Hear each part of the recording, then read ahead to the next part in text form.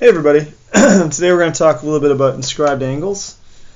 Inscribed angles are a little different than central angles, which we've already learned about. Central angles are angles in which the vertex is the center of a circle and the sides of that angle are going to be radii. So for example, this is a central angle right here. Let's go ahead and label that, actually call it ALV.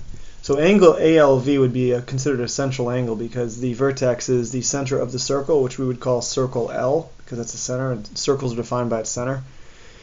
And this is actually also reminding us that the corresponding arc to the central angle is congruent. So if this is 80 degrees, then this corresponding arc AV is 80 degrees.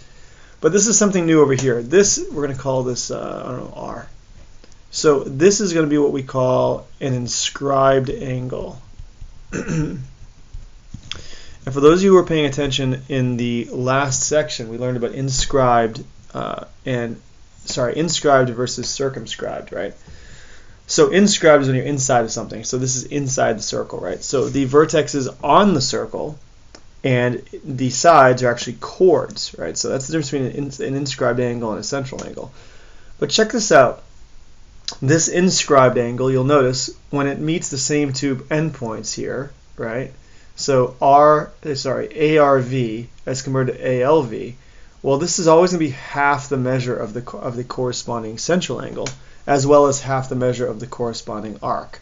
So if you know what the central angle is, or if you know what the corresponding arc is, and you have an inscribed angle that has the same endpoints, you can actually figure out its measure, and vice versa. So for example, let's say we didn't know what these two values were. We just knew that this was 40. We would be able to say definitively that this is double that. So this would be 80, this would be 80. Okay, that's the big difference there. And here's another random piece of information that's helpful, I think, though, when it comes to inscribed angles. So if at any point you have an inscribed angle like this one, let's call this DOG. So this is an inscribed angle. And you'll notice its two endpoints are creating a semicircle. So its corresponding arc here is a semicircle. If that's the case, then this will always have to be a right angle. Which makes sense, right? Because the semicircle is 180 degrees, half of 180 is 90, therefore it's always a right angle. So that's really it in terms of what we need to know about inscribed angles in order for us to work our way through the examples and the exercises in this unit. Hopefully that was helpful.